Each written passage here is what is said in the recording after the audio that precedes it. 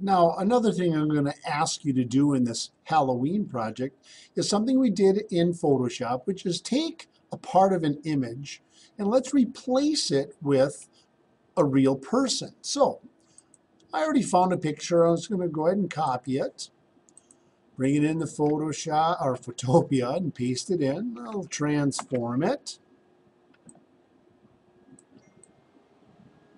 All right, and that's about a good size for me.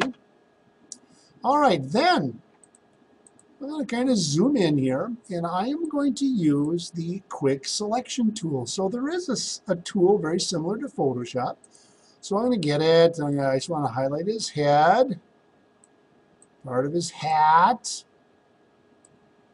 All right, then that looks good. As I'm looking around the edges, I notice, oh, I don't need the feather. So in case you want to add or subtract, I can go grab the lasso tool. And if I hold the Alt key down, now the only difference is you will not see a minus appear on the mouse. So I'll just go ahead and start dragging. I'm going to subtract. There we go. So now you can see I basically have his face and the hat. So, like we learned, you can actually come up to the select and choose inverse.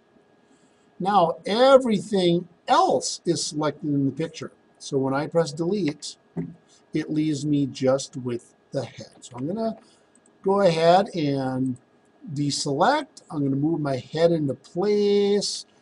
Got to do a little transform.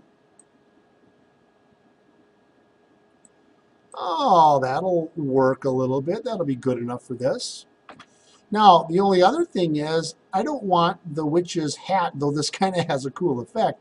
I don't want the witch there. So I'm going to go back to the witch layer, and I'm just going to get my normal eraser tool.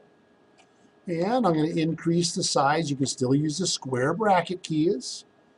And I'm going to go through here and simply erase the top part of the image. All right, that'll work. Let me show Mr. Carey's head. And beautiful. So there is my superimposed head on top of the little cartoon image. So go ahead and have fun.